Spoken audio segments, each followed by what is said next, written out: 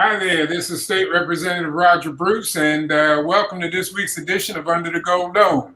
I represent District 61, which is South Fulton County, Douglas County, Cobb County, and parts of the city of Atlanta, all over the place. But anyway, we have an interesting conversation. I think Derek is going to join us shortly. As you know, he's traveling around the state trying to get votes, so hopefully he'll join us at some point. We're going to talk about a variety of things as we do each week. But before we get started, I wanted to give the ladies a chance to say hello. Good afternoon, everyone, and thank you again for tuning in to Under the Gold Dome. We understand this is a holiday weekend, so we so appreciate you tuning in, and I'm asking you to be safe, but have an enjoyable time and make lots of memories. We are coming to you again with a lot of information that you need to hear about. Thanks. And I am Senator Sonia Halpern, representing District 39, all Fulton County, 5 cities, Atlanta, City of South Fulton, East Point, College Park, and Union City. Glad to be with you again for another session of Under the Gold Dome this Friday. And welcome back. All right, we're going to jump right into this. My topic for today, I wanted to talk about the governor's executive order that came out earlier this week. I'm a little confused by it, and we were in a situation where pretty much everything was on lockdown because of the virus. And, we are still in a situation where I think the last number I saw, 69% of the eligible people in Georgia have still not gotten the vaccination. And so I'm not sure I understand why everything is changing. And one of the things that changed with this executive order was that the governor's order basically said that let me just kind of read it here, that no state agency, provider of state services, or state property shall implement a vaccine passport. That's what they called it, but basically, you cannot ask anyone if they have been vaccinated as a method of entry into a government facility. And I'm concerned about that because at the Capitol, we are in pretty close quarters with each other. And if they've gotten, and I've been told that all of any evidence that there was a pandemic has been removed from the Capitol. If you go into the elevators, there's no signage anymore saying keep your distance. It's as if it didn't exist, even though only 30% of the population has been vaccinated. That's one of the main pieces of it. What are you guys thinking about that? Yeah, it's premature. I mean, the reality is our numbers, our vaccination rate. So our rollout, take even a step back from the beginning, our response to COVID has not been what it could be and needed to be. So from the very beginning, we were not being as aggressive as we needed to. We did get to a point, I think, where things started to stabilize, but our numbers have consistently over the last 15 months gone up and gone down in terms of who's gotten COVID. We started offering testing. That was great. We started offering vaccines, but the vaccine rollout also has not been that well done and executed. It's been flawed in some ways, and particularly if you look at communities of color, Black and Latinos especially, we're at something like 23% vaccination rate, where the entire state is more like 31%. And so we are already at lower numbers as communities of color. And then, compounding this issue, frankly, is the CDC and their guidance that if you're fully vaccinated, you no longer need to wear a mask. And that kind of really created this dramatic shift where everybody now thinks they just don't need to wear a mask. Layer that on top of the governor's order. And you don't, we're not safe. Actually, we are right now unsafe compared to where we were just 3 weeks ago. Yeah. And people are not paying attention to what's going on in other countries that have done it. Right. India, Mm-hmm. at one point, India was the poster child for how to deal with this virus. Right. And now their numbers have gotten, worse than they were. Mm-hmm. And my understanding, the same thing is happening in Japan and in China. Mm-hmm. So why are we not paying attention to what's going on in other parts of the world, and trying to make sure we don't do the same thing that they did? So I believe it's because it's about, we're the number one state to do business. We keep saying that. And we need, the objective of our governor and those that support him would be, we need to get people back to work. We need to get the economy rolling again. We need to get kids back in school, because now that he has said that there's no mask mandate and you cannot say that anyone needs a mask if they are governed by the state or have state monies, that means our children that have to go to summer school, they will not be allowed to wear a mask. They will not be required to wear a mask. And so you're just asking for trouble, because I don't know who's vaccinated and who's not. And so you're just walking around without a mask. One thing that really bothered me to my core, I talked to one of my school board members, and several weeks ago, there were parents in North Georgia, and they were having a problem because they wanted their children to be able to take the mask off. And they came to that meeting, came to the mic with a mask on and said, "I can't breathe." You are turning this into something other than what it is, and using something that happened to a group of people that is horrendous to make a point. But if your child gets sick, and if someone else gets sick, then you really won't be able to breathe. And it's going to be crucial. This is not a good time to let our guards down. We need to make sure that every person is protected. And like I keep saying, we need to be kind to our neighbors, our relatives, anyone we come in contact with. So then, on top of all of this, they passed a bill also, a law that basically says, in spite of the fact that they're telling people that you have to go into an environment that is not safe, if you in fact do get sick because of that, you cannot sue anybody for negligence. Does that? I really don't understand. It's almost, it feels like Jim Jones. You remember Jim Jones? There's this cult thing, and where they drank the Kool-Aid and killed themselves. Is that what's going on? Do we have some people that's trying to drink the Kool-Aid and they want to take some of us with them? What the heck is happening here? It makes no sense. But this is science, right? So this is where you've got to have trust in facts and science, and we've moved away from that. So many people have moved away from that. They don't believe the evidence that's right in front of them, and so it makes it really hard for everybody else, especially when that's then bound into executive orders.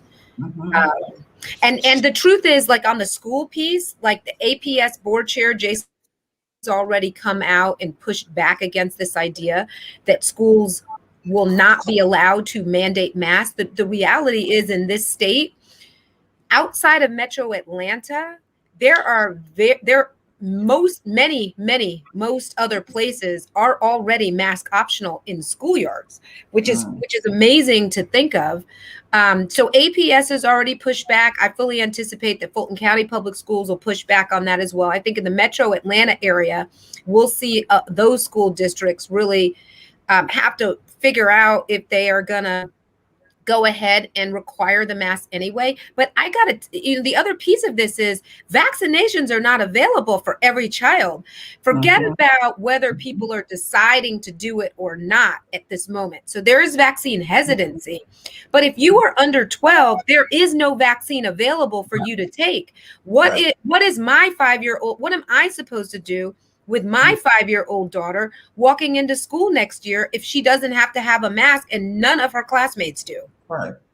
And correct me if I'm wrong, but I heard that the superintendent of Fulton County is in lockstep with our governor with regards to the mask issue. So, and I agree with you, Senator. It is not available to everyone right now. So we know that children, for the most part, they are carriers pretty much. They can be the carrier and going into the school, going into your home, wherever they go, they may be asymptomatic. So the sad part is that this is like government giving itself qualified immunity, right? And government is saying, hey, I'm going to force you not to wear the mask, but then you look at a third of our population in Georgia, only a third being fully vaccinated. So that means the other 2/3 are not. Yet you don't want to strongly encourage others to get vaccinated. So you don't want to, you want to force citizens not to wear a mask, but you don't want to force citizens to become vaccinated. They're trying to have it both ways and then give themselves, to your point, Representative Bruce, you can't sue me, so because I'm myself qualified immunity as I make these executive orders. I just think it was wrong from the beginning when we gave the governor all of this immense power last March. Thou shalt never do that again. The corporate immunity piece too, just for the people watching. So that was something that was put in place during the last legislative session as the pandemic hit. There was a lot of, I think on the Democratic side, there was a lot of Democrats, I was not there, who really were not for that kind of protection against companies. It's effectively saying, it's all those signs you see still on the stores that basically mean if you enter into these doors, you're accepting your own risk and you can't come after us. That bill was supposed to sunset this year. And during this past legislative session, it actually was extended. So now it will not sunset until next summer. Wow. And so that's that corporate immunity that you're talking about. So the bottom line to this is, we want to encourage everybody that sees this to protect yourself. To make sure that if you're not comfortable, wear your mask, keep your distance. And I'm hoping that there's going to be a lot of pushback before we get back to that General Assembly, because if we're going to be sitting in close proximity to each other, it's a disaster waiting to happen. And I'm not sure that I want to be part of that disaster. So we need to be real cognizant about what we're doing.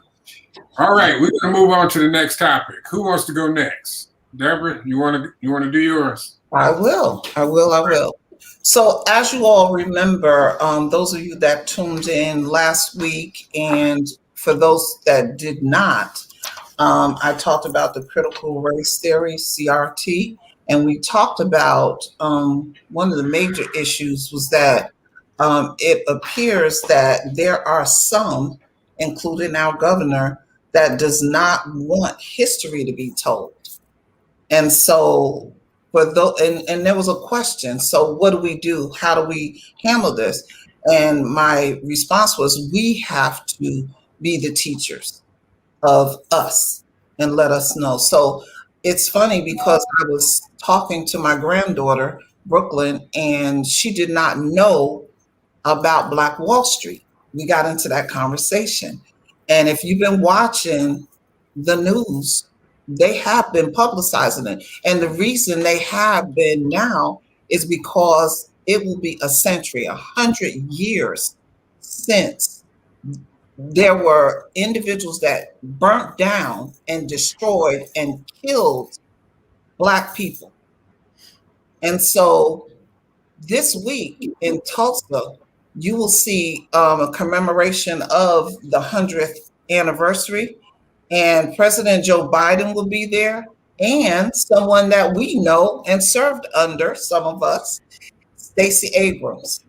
She will be present also to commemorate that, what happened in Tulsa.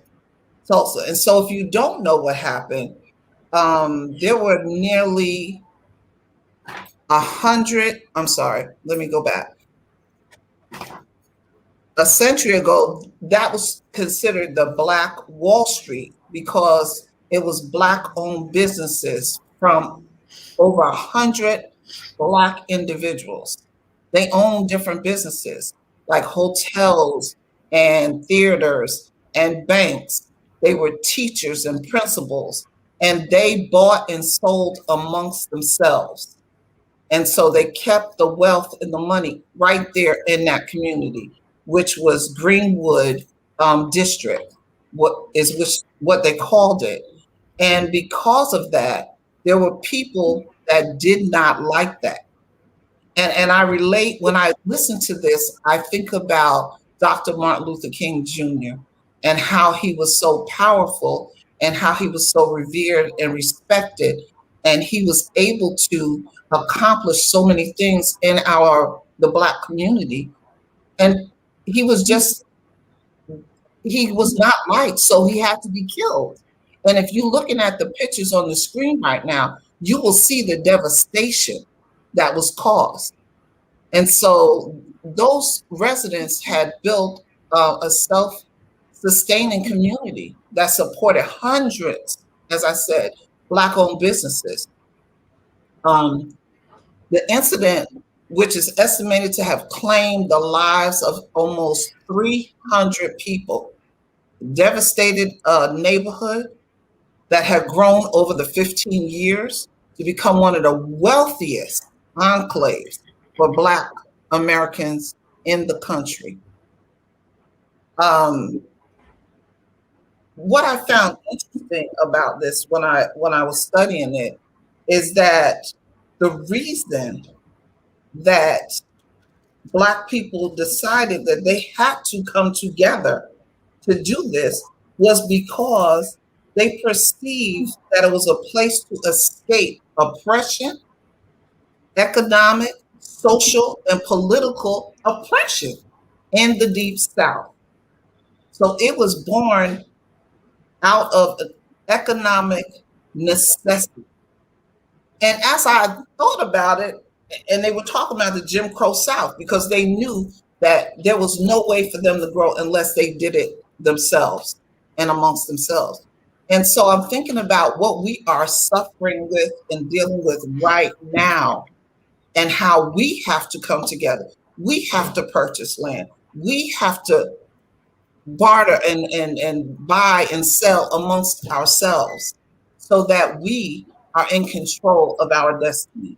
And this was a perfect example of what needs to be done in our community, because we right now, and I've said this before, I feel as though we need to say, take your knee off of our necks. We need to thrive. We need to show the example for our children and the next generation and the generation after that. And this is what they left, a legacy.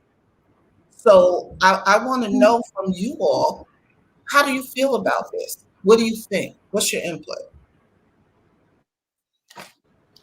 Well, I'll go first, if you don't mind.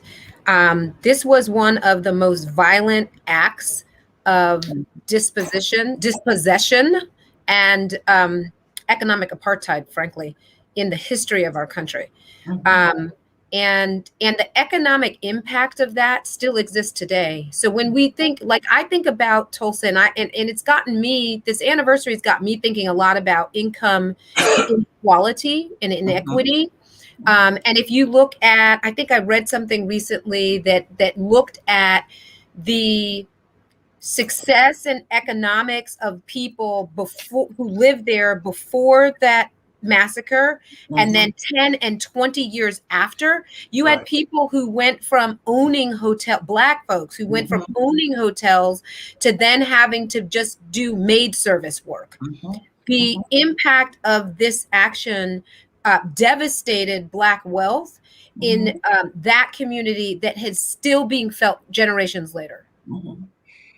And in 2 days, they devastated that many people in that community, in that neighborhood. And it says it was 2 days of rioting. Does that sound familiar? We've been called rioters. If that happened today, we have laws against that. Not one person was convicted of this crime. And they said they used aircrafts to come in. So they were intentional about destroying these people because they did not need them to survive. Are we in a situation today where this is being duplicated just in a different form? They wiped out, back then just burned it all down.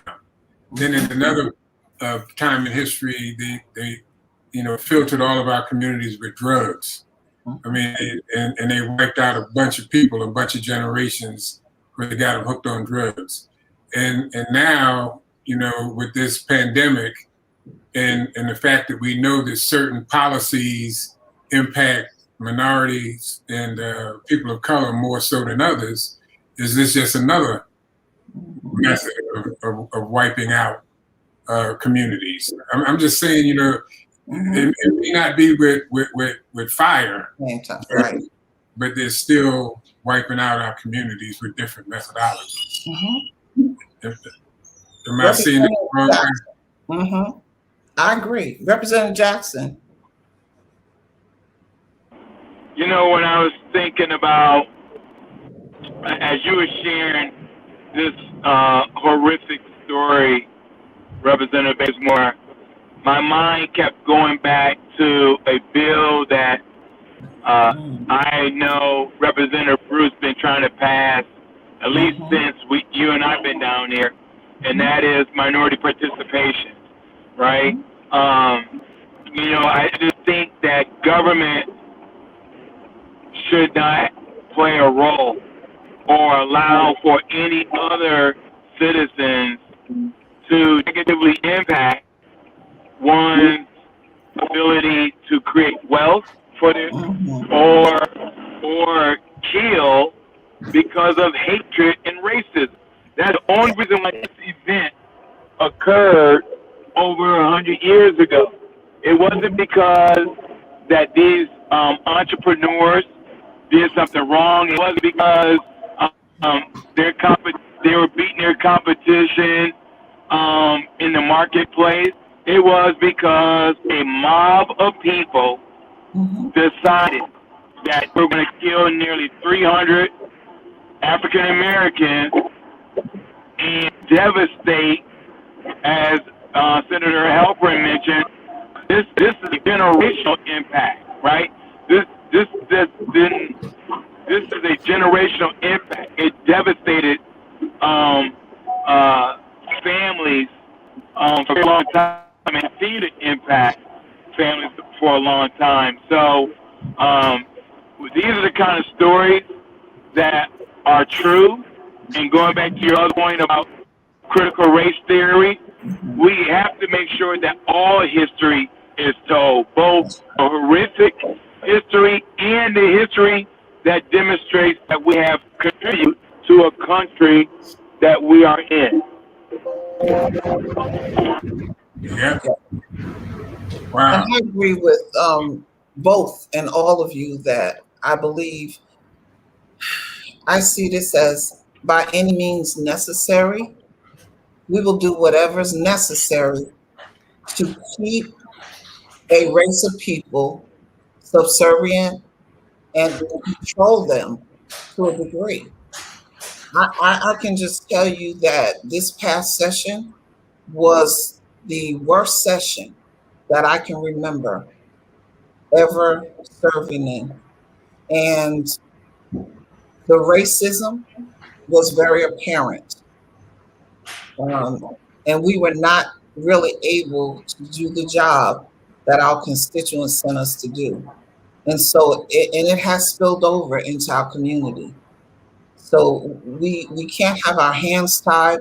We as people have to follow this model, I believe, come together as one and not think because I've arrived, I'm good. We have to think about the whole, and we have to think about generations to come. And then we have to work together. This is a perfect example.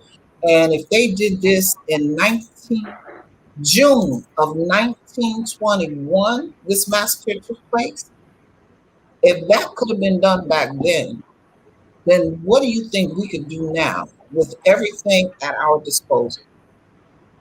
I would say we need to get this done. You look like you had a couple of questions or comments that came in there. Can you see them? Okay. I can't. So did integration put blacks further behind. Did you hear the question? It says, good afternoon. It's Michael Carson. It says, good afternoon. So did integration put blacks further behind? What do you think? Well, I think at the point that integration happened, this was already destroyed. I mean, that was already destroyed. So we had no other choice, I believe, at that point, because I think the mindset and the attitude and to be defeated the way that these people were defeated, even though they rose, like Senator Halpern said, they rose, but to what degree? And so in order to access the resources, I believe we needed to be integrated.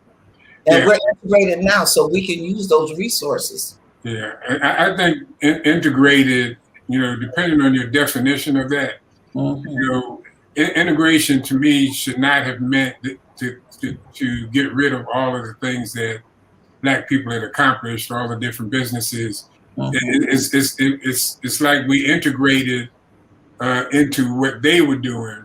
They did not integrate into what we were doing. And so it wasn't really integration in the sense that we were going to be equal. It's integration in the sense that our things won't disappear. And we would just support what they were doing. Yeah, you go from separate but equal, right? And so then we integrate and then you think equal. So for all these years, we've been talking about equality. It's an interesting shift. And I think it's one that's been needed to start to talk about equity, because equality to some extent does not take into account the losses that we've had from generations to generation to generation.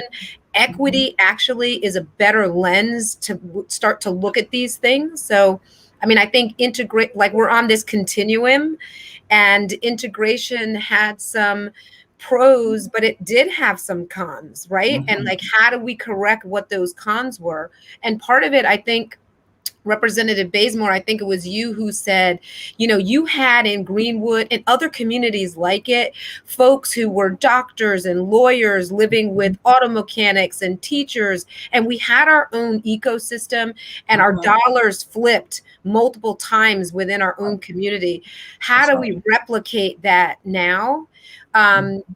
How do we start to replicate some of that now, particularly with understanding our economic power and using it and leveraging it as a collective? Well, we can start by testing that bill that Representative Bruce been trying to pass, right? And that's minority participation, right? I mean, we think about programs, from a governing standpoint, both at the federal and at the state level, we have to have this in mind. It's because integration is going to happen anyway, right? We can't. None of us live on an island, but no one should devastate the livelihood of another person and get away with it. As Representative Baseman said, yet today, no one has been brought up on charges of the massacre, murdering, killing of African Americans in Tulsa. And when I saw the interview last week of I think she's like 106, 107, and she gave a very thorough account of what took place. Yes, she was a little girl at that time, but her family was negatively impacted. And so when you think about the 5 or 6 that went up to the Capitol in D.C. to give an account of this horrific event, you can't have a blind eye to it. You would like to think our society is colorblind, but it's not. All right.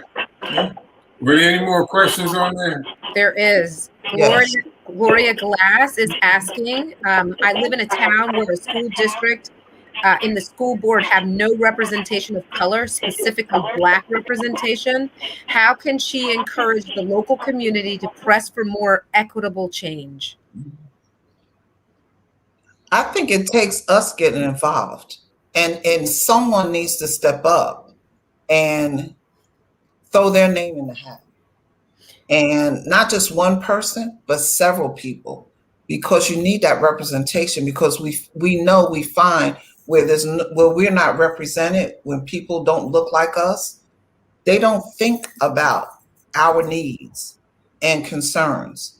And so they can't fully represent us, but we need people to say, put me in, coach, you know.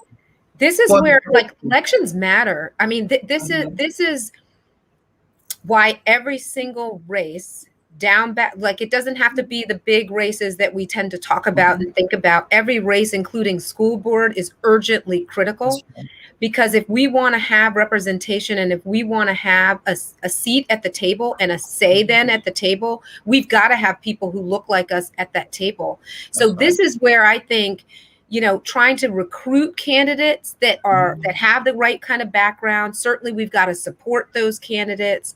And identify ones, then the other part is, depending on where you live, right, there may not be lots of people of color, right, in that town. Then how do you find people who are allies and ensure that they understand the work that they need to do as an ally for those who aren't represented at that table? Yeah, I agree. All right.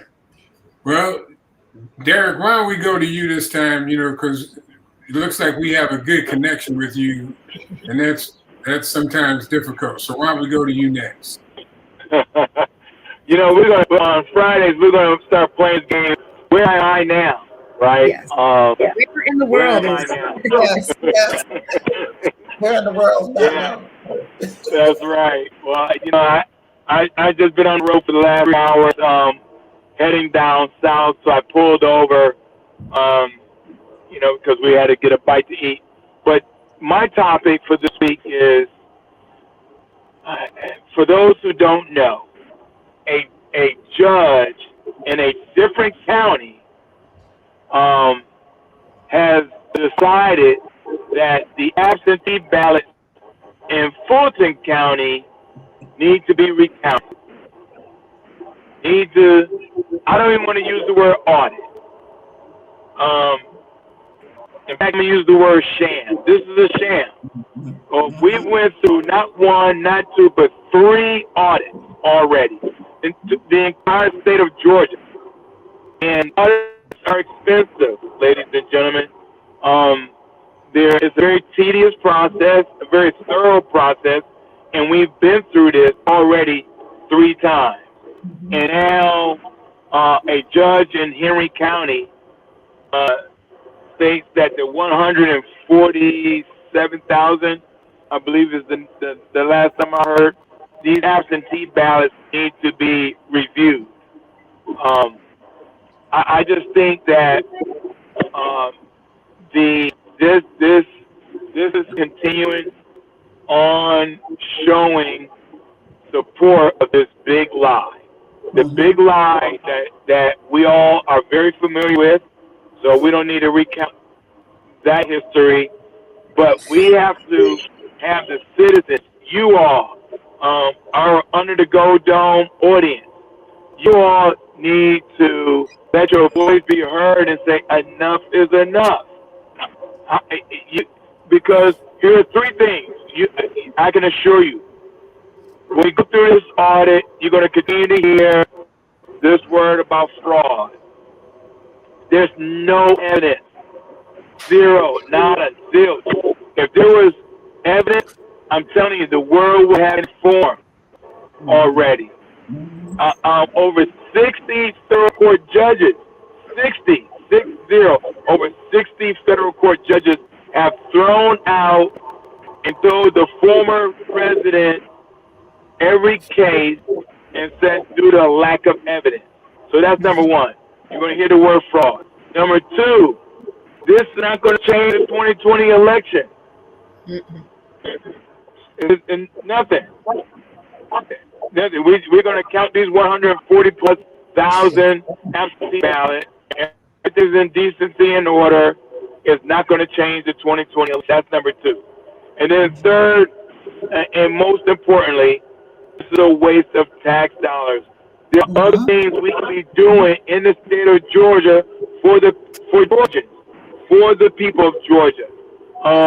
Especially when you have a governor that's saying at the end of June, we're going to no longer accept the $300 unemployment claim benefit. So that's my story for this week. I just want to highlight and definitely yield the floor for my colleagues to share their perspective. But I think that this is a travesty about this big lie and around this fraud, and where we're starting to have judges of other jurisdictions to say, let's re-examine and do another audit of ballots. I just think that's a problem. My understanding too is that this audit is actually being paid for out of private money. So if it is being paid for out of private money, what are they actually paying for? Are they paying for the audit, or are they paying for the outcome of the audit? Right. And if it is that the outcome is different than what has happened in the past, who's going to believe it? You know, who's going to believe that we got it wrong 3 times? Right. And if the people that are paying for it, I want to know, you know, these ballots, you know, historically, they are being tampered with right now. That's right.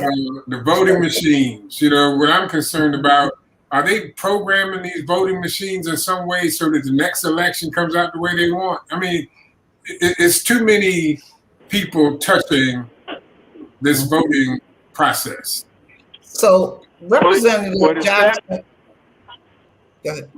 The only thing I was just going to add, Representative Bazemore, is that the other concern is, Representative Bruce, is that we have a special election come June 15th.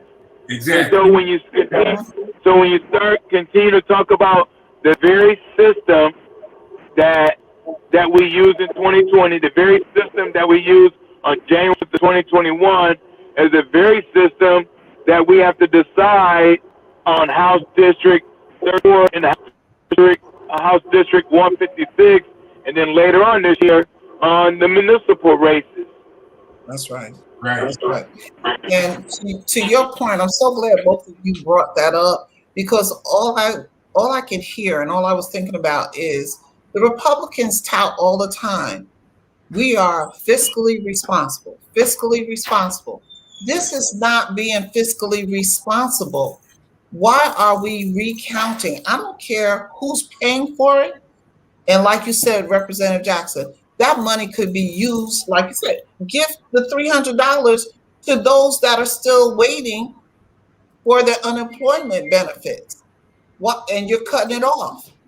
Why are you using this money? The outcome is going to be the same. The other point is if there was fraud and you find something, so are all the races? That means we have to recall all the races, all the Republicans and all the Democrats. That means every single person. You cannot just concentrate on one race because everybody was running at the same time. So we need to know, what is your end game? What is really going to come out of this? Well, here's what I think is going to come out of it, because the two men who are really leading the charge on these recounts are known conspiracy theorists who've been at that kind of game for decades. And so the reality is, it doesn't, for the folks, okay, so there, the disinformation campaign is real, and it is gathering more and more and more people who are consenting to the information that they are being told. And so regardless of the reality of this recount and what comes out of it, there will be launched a disinformation campaign that is gonna, ultimately, right, they want to prove that what they've been saying is right. And the least little bit of change that they can find, the least little bit of differential, is going to be blown up to be a big deal and be used and continue to be used as a serious wedge issue going into, these upcoming elections, but really, like next year, right? The statewide elections next year, I think, is a little bit where that game is. So the midterm elections, I should say. So not just the statewide, but the midterms nationally also. They're gonna find something that they can hold on to.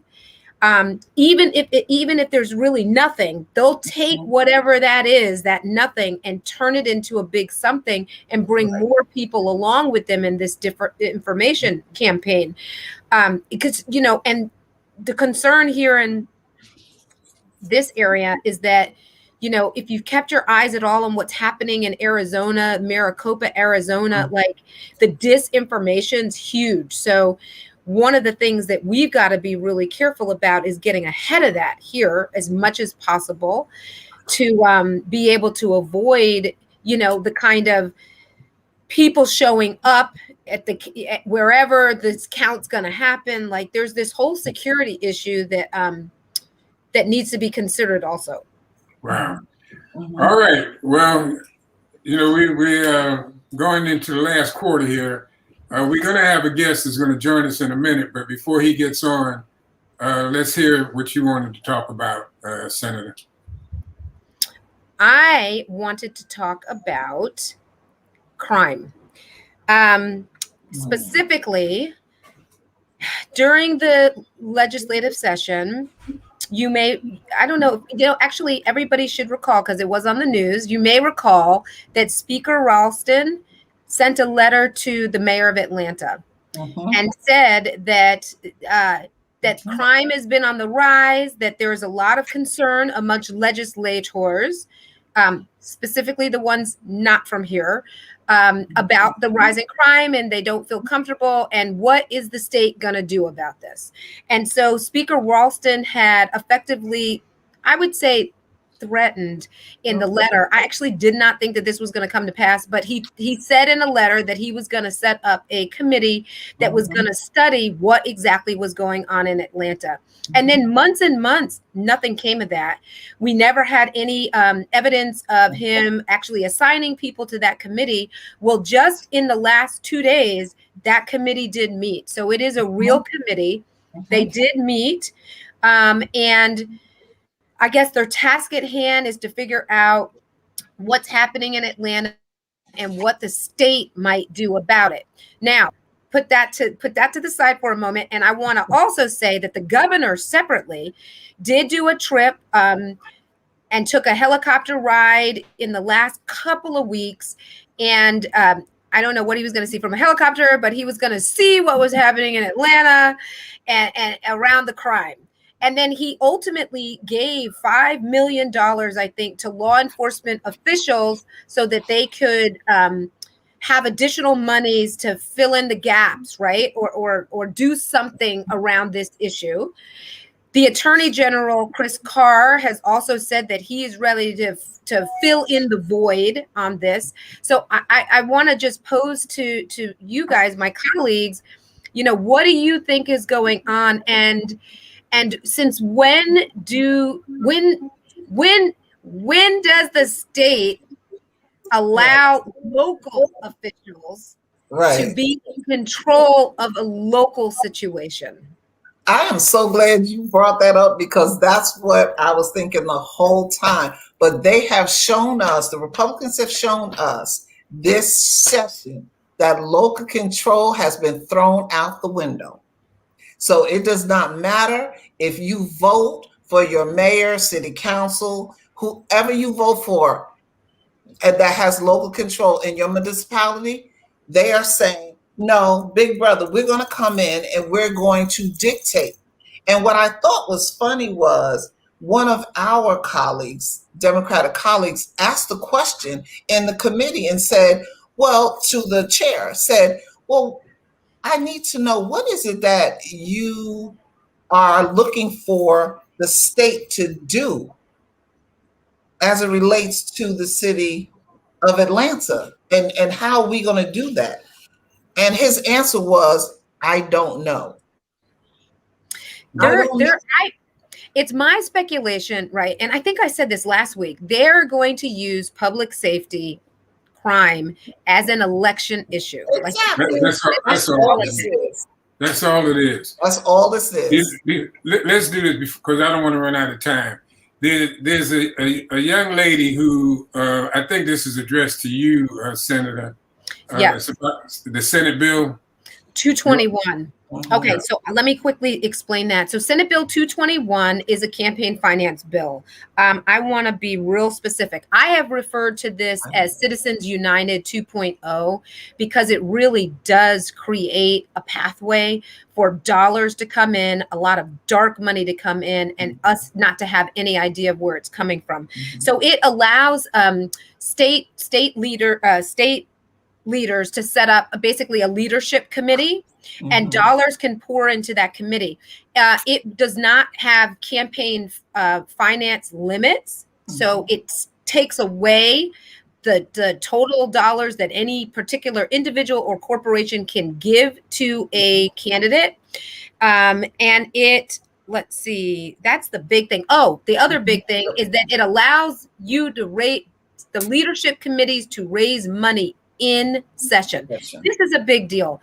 This is a huge, huge shift. Right now, none of us as legislators can raise money while we are in session, which means that we cannot really, in session while lobbyists are talking to us about things that they want to happen, accept their money. We there's no money to exchange. But this bill will allow for lobbyists, while legislators can actually do something about it, put money on the table.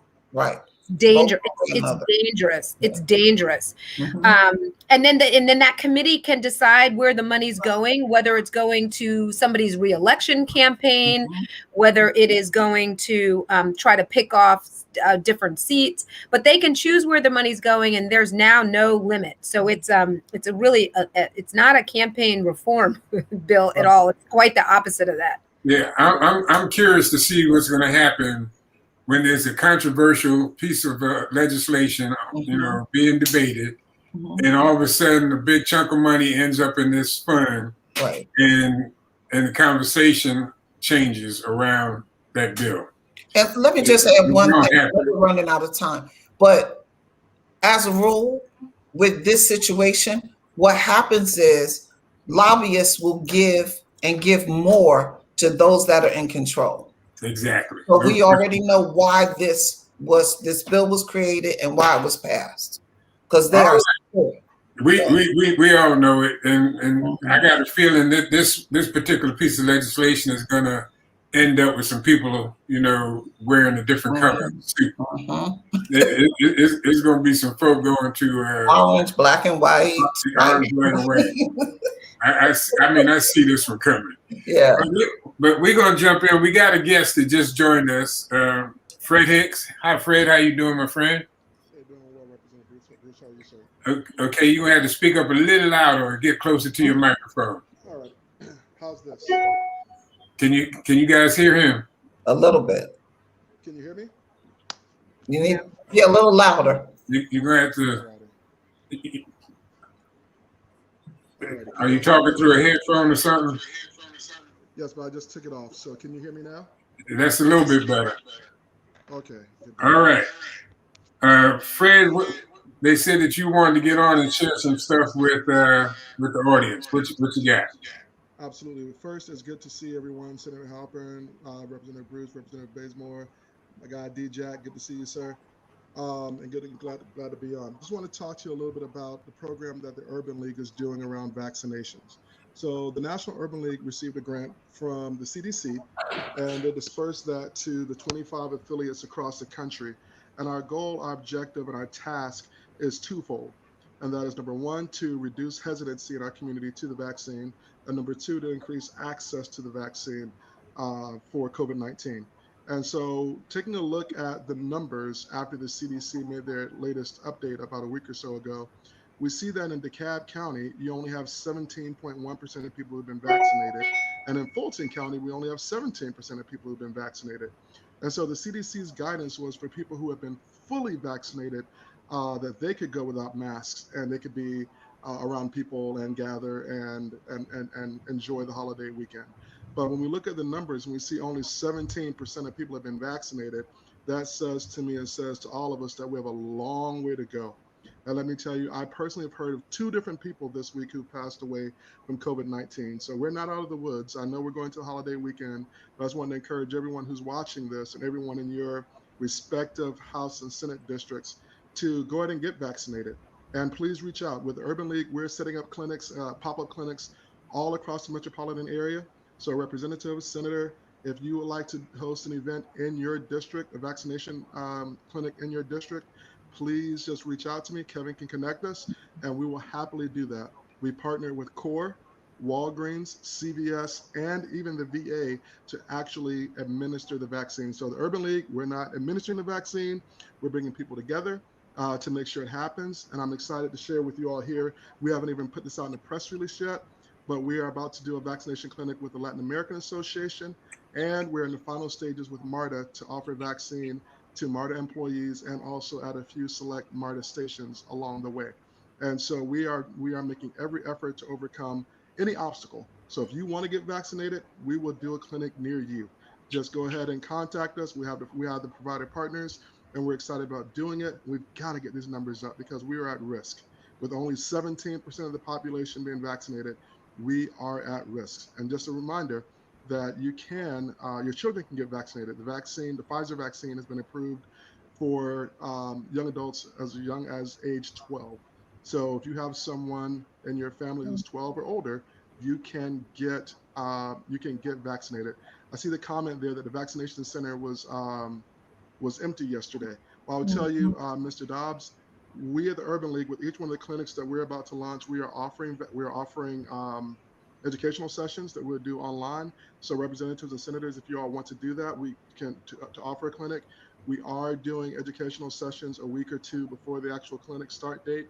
We can do it via StreamYard, Zoom, whatever, where one of the providers will actually have a clinician or a pharmacist or a doctor, someone from the medical team to be on to answer any questions that people have, because we absolutely have to make sure that people's questions are answered and that we can overcome address every single concern. And so we at the Urban League Greater Atlanta, we're really excited about this, and we would love to partner and to answer people's questions and to get the community vaccinated.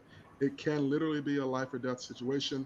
A lot of y'all know my story, that I was in the hospital for 6 days, almost passed away, and then was on oxygen for another 3 weeks last August into September with COVID-19. So I can tell you from personal experience, it is very real. And it is still ravaging the community. So anything we can do, we're happy to do it. Let me ask you a question real quick. The governor's order, I don't know why I'm echoing it, but the governor's opening up everything and we know that it's all money related, wanting to get, businesses back. And I know the Urban League, that's what you guys do. You deal with business. How do you feel about what's going on now with everything opening back up? Well, Representative, unfortunately, I'll say this. Unfortunately, this is a national trend. It's not just in Georgia. We're seeing, if you looked at sporting events over the past weekend, whether you're talking about golf or you're talking about basketball playoffs, you're seeing venues go up to full capacity. New York City has reopened. California is reopening. And so there's this general march towards returning to normalcy, air quotes. I think partially driven by the president's desire to get us there by July 4th to declare victory. And so June will be a very important month for us here in Georgia, but also with our other 24 affiliates across the country. Because again, whether we're in Georgia, whether you're in California, New York, Texas, wherever, there is a big push to scale back, roll back regulations, and have people go out there. So again, the CDC said if you are fully vaccinated, I'll tell you this: when I last looked last week, around I think it was last Wednesday, only 36% of people in the entire country are fully vaccinated. So barely a third of all Americans are vaccinated, and yet we're seeing a push to reopen all across the country. And so this is something that we have to deal with, and there's a great sense of urgency that we're racing against the clock. If we don't get that number up, then we are going to then we're headed for a rough summer, a rough fall. One of the things that concerns us in the Urban League is testing. So the numbers are based on testing, and if people are not getting tested, and testing centers are not available, then I think we'll get a false read on the spread and how this is impacting us. And that if people are not getting tested, then that leaves the only metric as really the most deadly metric, which is hospitalizations. And so we are committed to try to get people vaccinated so you can avoid hospitalization. But at some point, that will probably be the most reliable metric, and that's scary. That's very scary. We got one or two comments and questions that came in. You guys want to take those before we wrap up? I see Bruce Dobbs said it may sound crazy, but I think we probably need celebrity endorsements. Some people will listen to a celebrity before they listen to a medical professional. Do we have any celebrity endorsers? So I don't know about everybody on the call, but we do have an entertainment caucus in the House, and we are connected with several celebrities, so we can try and tap into. And I happen to sit on that caucus, and I can place a call and see if we can get somebody. So I think it's a good idea, and I agree with you. That would be great. We would love to do that. And let me just say something to that point. We are partnering with the VA to do vaccinations at Truist Park with the Braves. The Braves have opened up for us to do that. So we're working on putting the final details of that. I think we have 3 or 4 dates in June, and we're reaching out to the Hawks to try to do that during the playoffs. And we also want to do that with Atlanta United. So we would love to do that. And celebrity endorsements will be a key thing. You're right. You need to have survivors, you need to have medical personnel, but you also need to have celebrities. We have to tackle this any and every possible way that we can. Okay. Have we gotten all of the comments and questions? Michael Carson, making a comment. The disinformation within our community has and continues to be rampant. Vaccine equity is no longer an issue. Vaccine education is vital. And he goes on to say, it's a catch-22. Young people need celebrity endorsements amongst their peers to take action. However, many are slamming Spike Lee for his vaccine commercial. Well, we won't be asking Spike Lee. But I mean, it's hard. It's hard when people use their platform to try to teach and educate and do the right thing, and people are not receptive to that. So I do think that we have to get more deeply underneath where the hesitancy is coming from, and is it really based on the historical context, or what is it, right? How much of it do they need more stories from survivors, right? Do they need, for people who don't have folks who've gotten sick and or been hospitalized, they don't believe it. I mean, I had somebody just the other day say to me, "Oh, well, be careful," like, because they're going to try to make you wear a mask. I was on the topic of conversation from the other completely opposite perspective, and they're like, it's about to get crazy out here. They're about to, do this and that, and I'm like, you got to wear a mask. There, I was speaking to somebody who did not want to get a vaccine. They said, don't get one. And I was like, too late. I'm fully vaccinated. And now I'm going to encourage you to do the same thing. So it's hard.